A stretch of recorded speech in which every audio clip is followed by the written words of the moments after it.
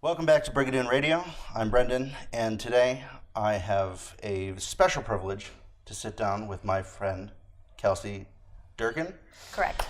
And Kelsey is so special because she has an outlook that is inspiring, and she has done it by working through a difficult situation.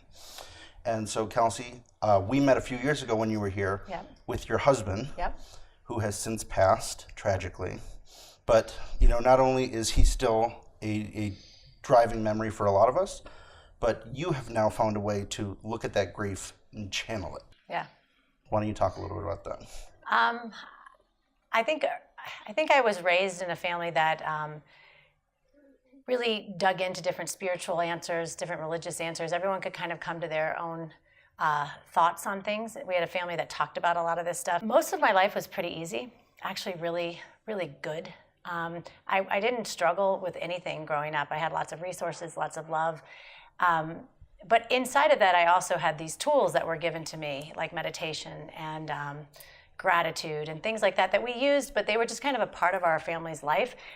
And I remember being really grateful for my life, but I also remember being really grateful that nothing bad had ever happened or what was deemed as bad. For some reason, I remember when I got the call that Nate was dead, and I happened to be out of the country in Jamaica at the time on a spiritual kind of personal growth retreat. I remember a lot of different thoughts going through my head, but one of them being like, oh, this is the moment where you either decide to walk the walk, or you are that person that for the last 40 years has told everyone to be grateful and be happy, but when it really hits the fan for you, you don't do it. So what's your decision going to be? So I think early on I felt some calling to do this differently, because I felt like if I let this become the story of my life, it would just be so unfortunate, because I had such a great life, as did my kids. So I was like, please find a way to not let this moment define us in a bad way, but let it define us in a way that it launched us in a direction that we can ultimately say to Nate, thank you for the time you were alive, and thank you for what we learned when you died. Grief is hard, loss is hard. It's one of the things you don't want it to stop you in your tracks, but at the same time, it's overwhelming. Oh, it's the worst. And so, I'm always reminded that, there's those moments where you're crying so much that then you laugh a little and you feel bad about it. You feel bad about it. But that's why you've, with your children and even changing your outlook, saying, how can we change our whole outlook? Yeah. And I think the biggest thing I did was, sometimes in the beginning, I felt like I was maybe trying to make it all be okay too quickly. So if I learned anything the first couple months, was that my job wasn't to fix this for my kids. Actually, as a mother, I think most of my life I tried to control their life so much and fix everything so they never felt uncomfortable. And then I was given the ultimate thing that I couldn't fix. There's no way I could bring their father back. And there was some type of relief in that, because I couldn't fix it. And therefore, the only opportunity I had was to let go and kind of let them experience it. And that was really big for me, because a lot of us try to make our kids, especially my generation of mothers, not feel anything uncomfortable. And my kids got a dose of uncomfortable that was just a tsunami of pain. And me trying to help them not get hit by that wave was like, it wasn't going to work. So early on, we just decided to feel it all. And I think that's what changed, a big part of what changed our lives. We didn't say you're doing good or bad based on how you're feeling. You're doing good or bad based on who you are and who you want to be, and how you're going to look at this. But how you're feeling is fleeting. You have every right to be really sad some days and every right to be really happy. But in the end, you're going for joy. You're not going for victimhood. So keep your North Star, but you're allowed to take detours emotionally whenever you want. You talked about leaning into the pain a little bit, and that it's okay to feel sad. It's okay to do that. I had a priest tell me once that there's a sacred messiness in the universe. Oh, I love that. And that you need to sort of embrace the fact that there's going to be all kinds of things out here that they're not for you. And once you accept that that's out there in the universe, steer into it. Yeah. I think, too, it's we spend a lot of time avoiding, maneuvering, manipulating life as if. I always say, all the things I was worried about never happened, and the one thing I never thought would happen was my husband dying at 42 in front of my kids. He was really healthy. I mean, I thought, until it turned out he wasn't. It just was it's very interesting that for so long you think that you can control so many things, and then the things that you're trying to control actually are not at all what you end up having to deal with.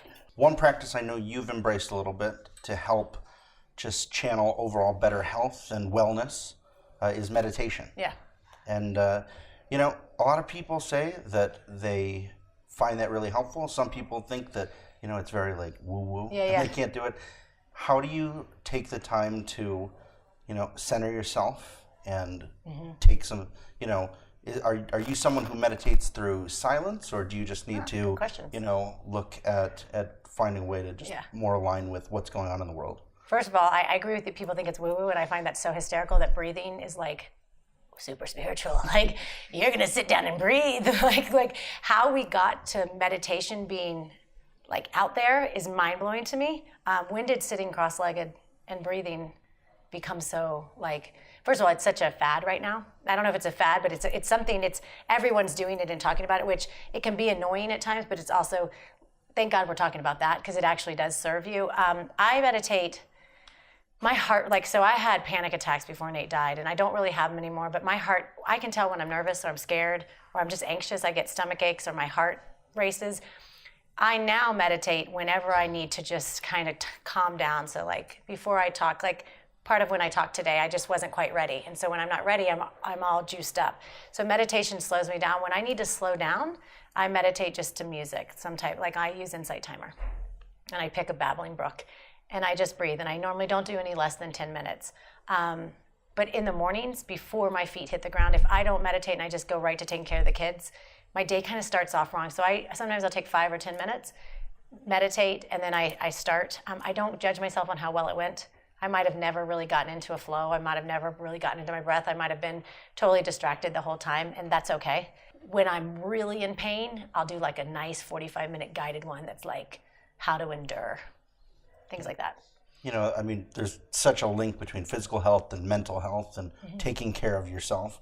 And, you know, the other thing I'll say, I know as a person who's done stand-up comedy and everything, humor is that one of the outlets where you've been able to both channel the grief, but also at the same time keep yourself from just falling into despair? Oh, yeah.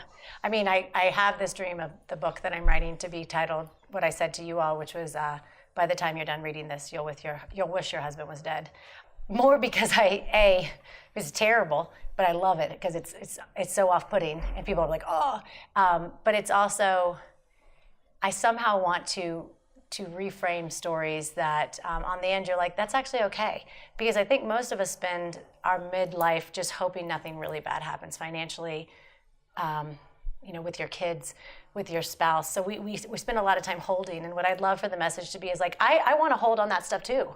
But I also want you to know that if by chance life gets you, there really is a way through it. But it's through tools, and it's through people, and it's through practices.